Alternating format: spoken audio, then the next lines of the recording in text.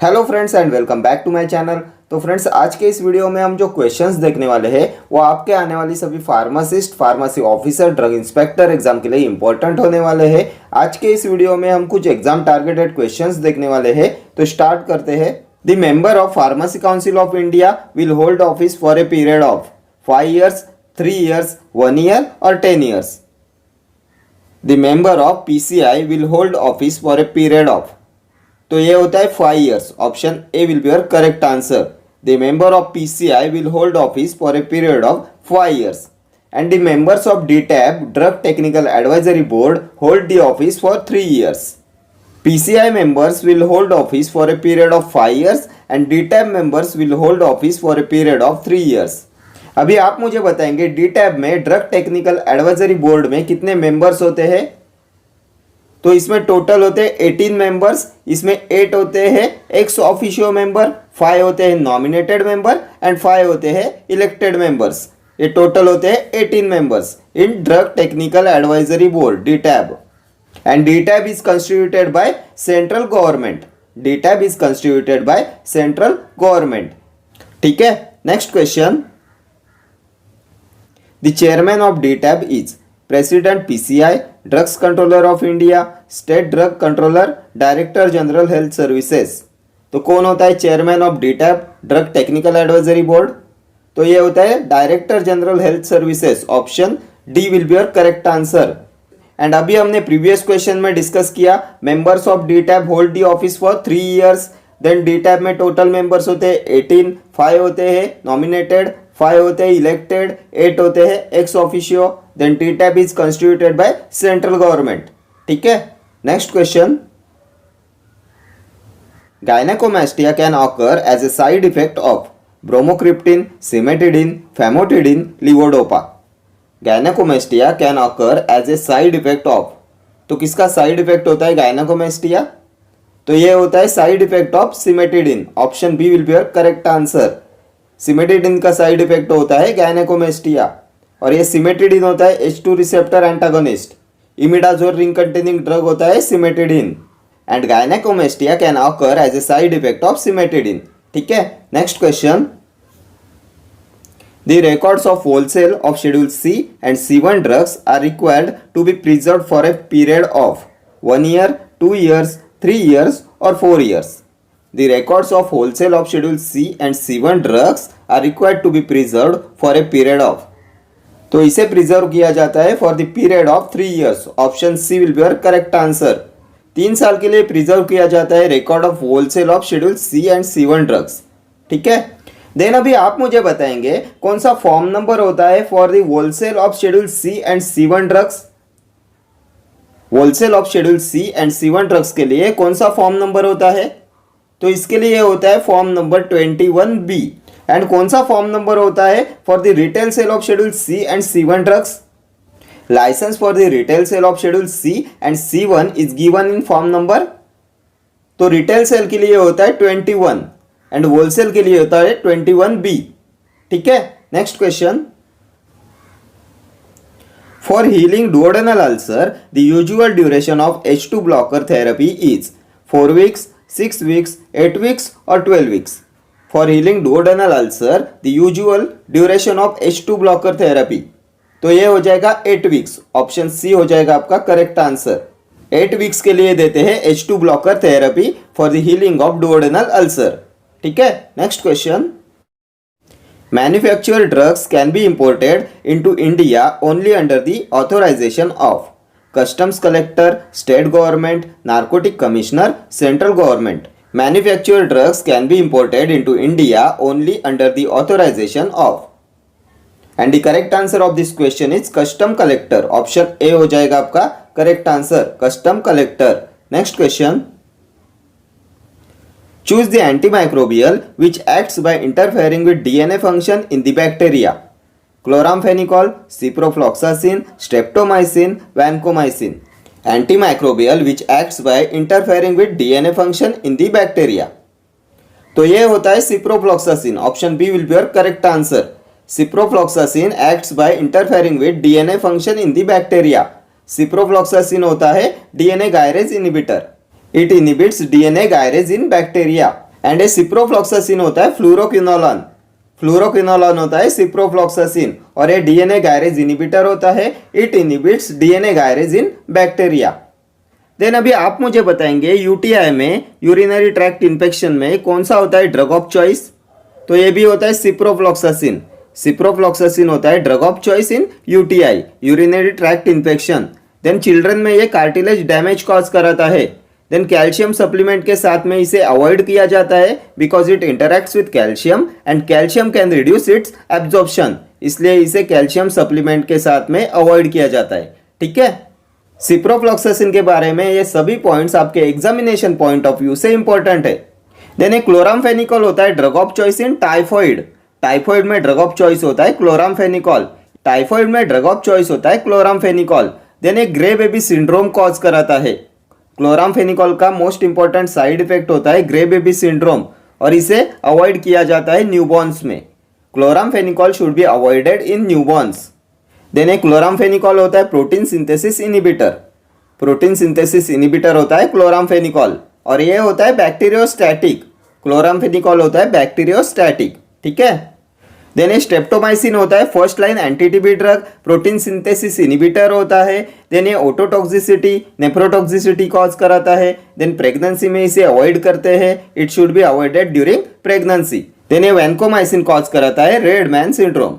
ठीक है, next question, names from the register can be removed only by an order of the PCI, registration tribunal, executive committee of the state pharmacy council, none of the above. Names from the register can be removed only by an order of the, तो names from the register can be removed only by an order of the executive committee of the state pharmacy council. Option C will be your correct answer. Next question, high ceiling diuretic is chlorothiazide, hydrochlorothiazide, mannitol, furosemide. कौन सा होता है high ceiling diuretic? तो high ceiling diuretic में आता है furosemide, option D will be your correct answer. And furosemide acts on loop of Henle, loop of Henle पे act करता है फ्यूरोसेमाइड, और ये फ्यूरोसेमाइड कॉज कराता है ototoxicity and deafness, ototoxicity and deafness caused by furosemide. ठीक है, then chlorothiazide, हाइड्रोक्लोरोथाइजाइड ये आते हैं थाइजाइड डायूरेटिक्स में। मैन्यूटोल होता है osmotic diuretic.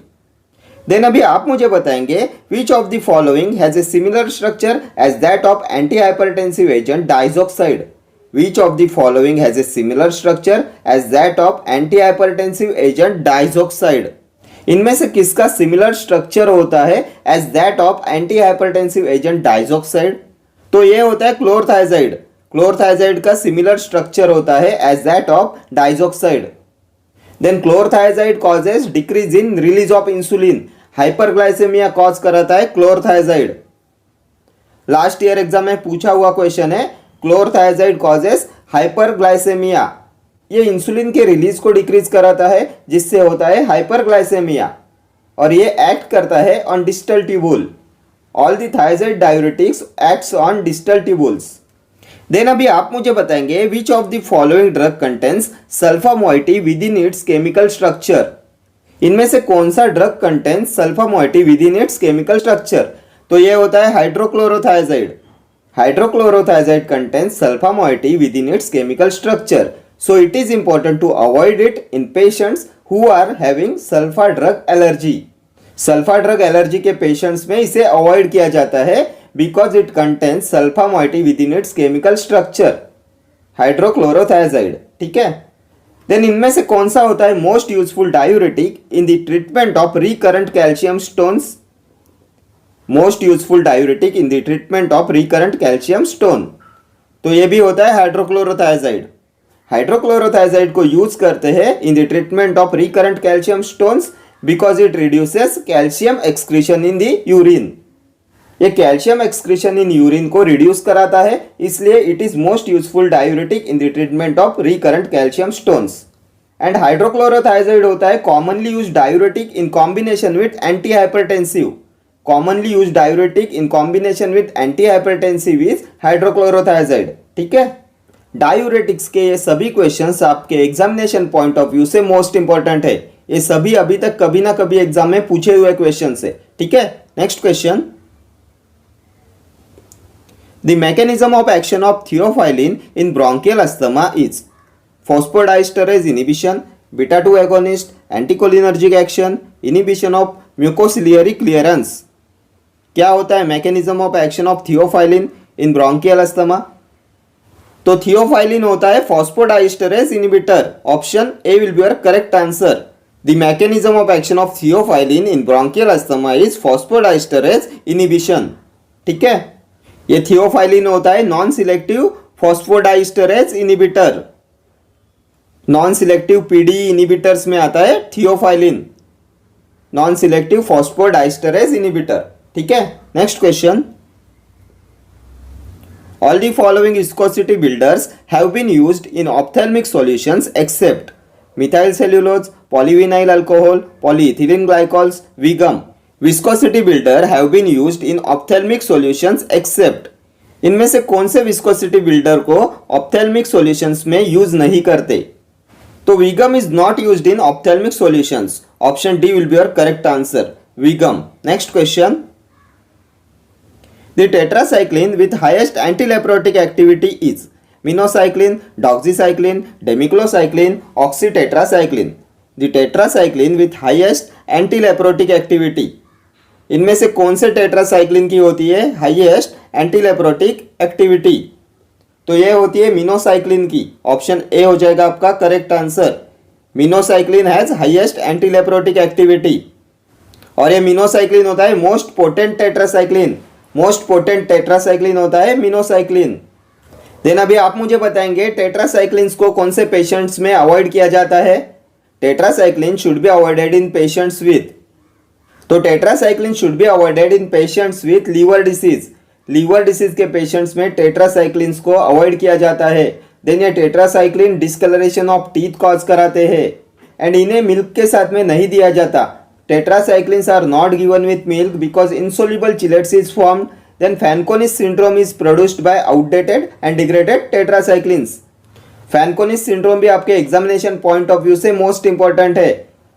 Fanconi syndrome is produced by outdated and degraded tetracyclines.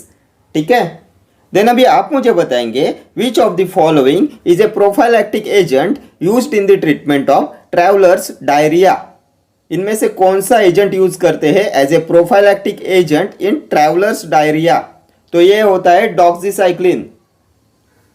Doxycycline होता है prophylactic agent used in the treatment of travellers diarrhoea.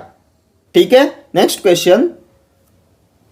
Surface active agents tend to enhance absorption due to effects on biological membrane, effects on dissolution rate of drugs, reduction of interfacial tension, all of the above. Surface active agents tend to enhance absorption due to, तो surface active agents enhance कराते हैं absorption due to effects on biological membrane, effects on dissolution rate of drugs and reduction of interfacial tension. Option D हो जाएगा आपका correct answer, all of the above. Surface active agents tend to enhance absorption due to effects on biological membrane, effects on dissolution rate of drugs and reduction of interfacial tension. ठीक है, next question. The most commonly used sweetening agent in dentifrices is syrups, glycerin, saccharin और none. तो इनमें से कौन सा है most commonly used sweetening agent in dentifrices? तो ये होता है saccharin. Option C will be your correct answer. Next question. The most important dose dependent toxicity of dapsone is methaemoglobinaemia, haemolysis, hepatitis, dermatitis. The most important dose dependent toxicity of dapsone. तो dapsone जो एंटीलेप्रोटिक drug होता है इनमें से कौन सी है उसकी most important dose dependent toxicity? तो ये होती है हिमोलाइसिस। ऑप्शन बी हो जाएगा आपका correct answer. The most important dose dependent toxicity of dapsone is haemolysis. ठीक है, next question. Aqueous alcoholic solutions of volatile substances are aromatic waters, oxymels, spirits, tinctures.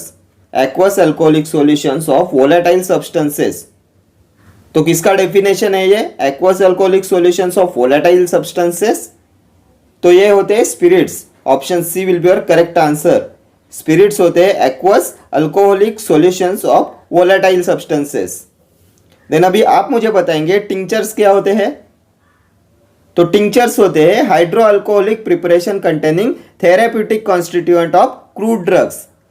Tinctures are hydro alcoholic preparation containing therapeutic constituent of crude drugs. ठीक है। And what is aromatic water? तो aromatic waters are aqueous saturated solutions of volatile oils. Aromatic waters are aqueous saturated solutions of volatile oils. ठीक है। Next question, example of diffusible solid is magnesium trisilicate, light kaolin, calcium carbonate, all of the above. इनमें से कौन सा है diffusible solid? तो magnesium trisilicate, light kaolin, calcium carbonate ये सभी होते हैं डिफ्यूजिबल सॉलिड्स। ऑप्शन डी हो जाएगा आपका correct answer. Next question, in the multi drug therapy of leprosy rifampicin is given daily, on alternate days, weekly और monthly. In the multi drug therapy of leprosy rifampicin is given.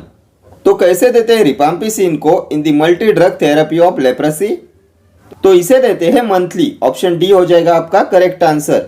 In the multi drug therapy of leprosy rifampicin is given monthly. Rifampicin का dose होता है once a month in MDT. Multi drug therapy में rifampicin का dose होता है once a month. ठीक है। Next question, semi solid emulsions for external use are creams, lotions, liniments, ointments.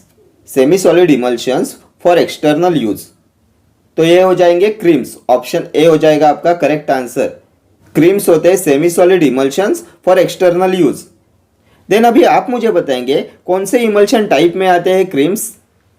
तो क्रीम्स होते हैं water in oil type of emulsion. Repeatedly asked question है, creams are water in oil type of emulsion. Then liniments कौन से type में आते हैं? तो लिनीमेंट्स होते हैं water in oil type of emulsion.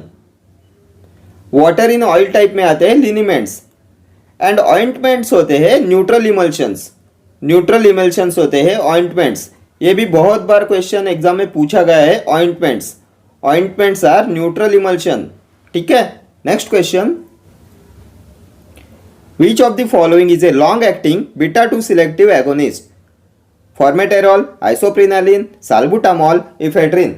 Which of the following is a long acting beta 2 selective agonist? तो long acting beta 2 selective agonist होता है formoterol. Option A will be your correct answer. Formoterol होता है long acting beta 2 selective agonist. Formoterol, salmeterol ये होते हैं long acting beta 2 selective agonist. Then short acting में कौन से आते हैं? शॉर्ट एक्टिंग बीटा 2 एगोनिस्ट, तो शॉर्ट एक्टिंग होते हैं terbutaline and salbutamol. Terbutaline, salbutamol होते हैं short acting beta 2 selective agonist. And ये आइसोप्रिनालिन होता है नॉन सिलेक्टिव बीटा ब्लॉकर। ठीक है। Next question, topical used cardiovascular agent is nitroglycerin, digoxin, propranolol, procainamide. Topical used cardiovascular agent, इनमें से कौन सा है टॉपिकल यूज्ड कार्डियोवास्कुलर एजेंट? तो ये होता है नाइट्रोग्लिसरीन। ऑप्शन ए हो जाएगा आपका करेक्ट आंसर। नाइट्रोग्लिसरीन होता है topically used cardiovascular agent. Next question, suspension of finely divided material in a small amount of water are suspensions, magmas, jellies और none। तो क्या होते हैं suspensions of finally divided material in A small amount of water? तो इन्हें बोलते हैं मैग्माज। Option B, मैग्माज होते हैं suspensions of finally divided material in A small amount of water. Next question, the concentration of sodium chloride in normal saline is 0.9% weight by volume, 2.9% weight by volume, 1.9% weight by volume, 5% weight by volume। तो कितना होता है concentration of sodium chloride in normal saline solution? तो ये होता है 0.9% weight by volume। Option A हो जाएगा आपका correct answer. Next question, which of the following anti asthma drug is not a bronchodilator? Ipratropium bromide, theophylline, formoterol, sodium cromoglycate. Anti asthmatic drug is not a bronchodilator. इनमें से कौन सा anti asthma drug है which is not a bronchodilator? तो sodium cromoglycate is not a bronchodilator. Option D will be your correct answer. Sodium cromoglycate bronchodilator नहीं होता। ये sodium cromoglycate होता है मास्ट सेल स्टेबिलाईजर। ब्रोंकोडायलेटर्स होते हैं बीटा 2 एगोनिस्ट। बीटा 2 एगोनिस्ट होते हैं ब्रोंकोडायलेटर्स। सोडियम क्रोमोग्लाइकेट है mast cell stabilizer. Next question, example of anionic surfactant is cetrimide, wool fat, gum, sodium lauryl sulphate. इनमें से कौन सा है एनियोनिक सर्फेक्टेंट? तो ये होता है sodium lauryl sulphate, option D. Sodium lauryl sulphate is एनियोनिक surfactant. अभी आप मुझे बताएंगे सेट्रीमाइड क्या है? तो सेट्रीमाइड होता है कैटियोनिक सर्फेक्टेंट. कैटियोनिक सर्फेक्टेंट्स में आते हैं cetrimide and benzalkonium chloride. Benzalkonium chloride and cetrimide ये होते हैं कैटियोनिक सर्फेक्टेंट्स. देन अभी आप मुझे बताएंगे नॉन आयोनिक सर्फेक्टेंट्स कौन से हैं? तो tweens and spans are non ionic surfactants. Then what is wool fat? What is hydrous wool fat? तो हाइड्रस वुल्फेट होता है लैनोलिन.